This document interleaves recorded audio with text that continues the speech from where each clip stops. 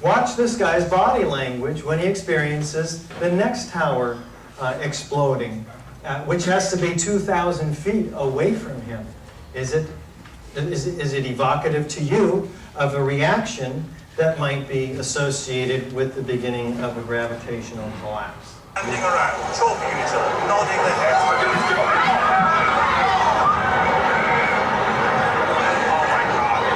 Do you know if it was an explosion or if it was a building collapse? To me, it sounded like an explosion, but it was a huge explosion. Chief Albert Turry told me that he was here after the events that took place this morning. He tried to get his men out as quickly as he could, but he said that there was another explosion which took place, and then an hour after, there was another explosion in one of the towers here. So according to his theory, he thinks that there were actually devices that were planted in the building. It just went boom, it was like a bomb went off. And it was like holy hell coming down downstairs. And then finally got to the bottom, they were coming out on the mezzanine level there, and another explosion came right on us, so they were flying. Like, it sounded like gunfire, you know, bang, bang, bang, bang, bang. And then all of a sudden, 3 big explosions. I was about 5 blocks away when I heard explosions, 3 thuds, and turned around to see the building we just got out of. Antenna tip over and fall in on itself. As we were getting our gear on and making our way to the stairway, there was a heavy-duty explosion. None of these explosions, and I mean none, are a part of the official story of 9/11. What's going on? There's a completely different picture that has been painted for us. Now, these are explosions, a volcanic eruption just a few months ago in the Tongan Sea. This is an acknowledged explosion. Upward, outward, arching streamers, geometry of fireworks, symmetry about a central point. Is this evocative of a gravitational collapse that's going straight down? Or is it something else? Some people describe it as a mushroom, a waterfall, an eruption. Looks anything except a gravitational collapse. Let's look at it closely now. Here's the North Tower.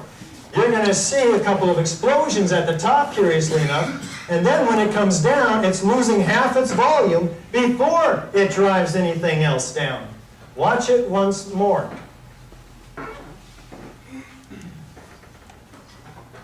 There's no movement from here down yet. Now it starts to go down. The top of that building is gone in 4 seconds. Watch it close up. Already into the collapse. We have bands of explosions like the fireman described, not only at the point of jet plane impacts, but up above as well. Start.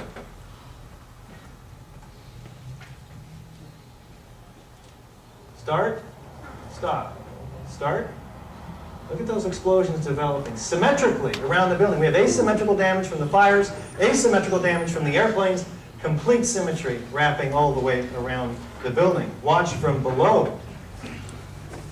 This is almost scary. We have a very violent series of explosions happening about 30 floors below the supposed pancaking collapse, which is supposed to be happening.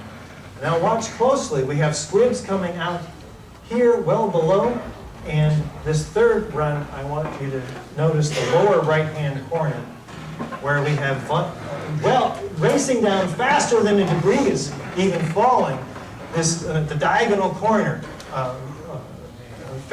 almost faster than free fall.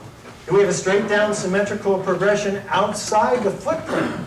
Well, this was a 207-story building, and it has 1,200 feet of diameter that the debris is equally distributed in.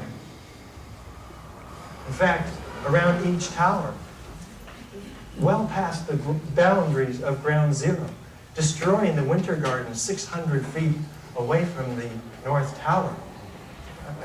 Equally distributed, no piles at the bottom, very, very small piles. Compare that to the classic implosion of Building 7. It's very different. Let's take a look at those squibs.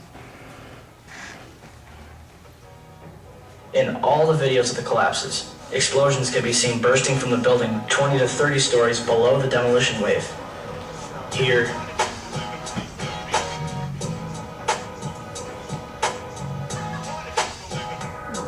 here,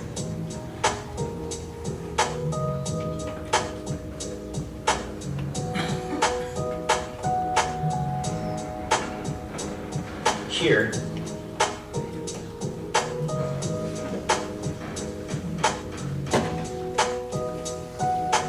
here,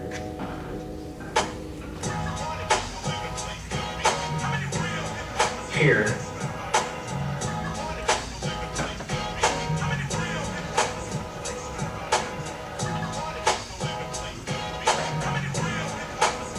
and here. This is a problem. NIST tells us that these are they're puffs of air from that pile driver pushing air down the hoistways, and it's got to come out somewhere, right? First of all, these are not puffs of air. They're pulverized building materials. There's a whole lot of solids in them, and they're occurring at 160 to 200 feet per second. These are propelled by explosives, and they're 20, 40, and even 60 stories down below the building. And if they were, say this is the open office planning that we get with the 60-foot spans for the first time in history in the World Trade Center. And this is the elevator hoistway behind me, and that air is going to come rushing into this room.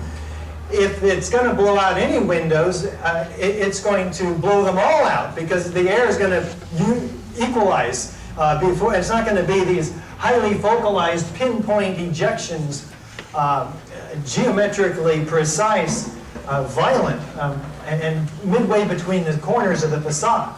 It's extremely unlikely. This is clearly an engineered type of event.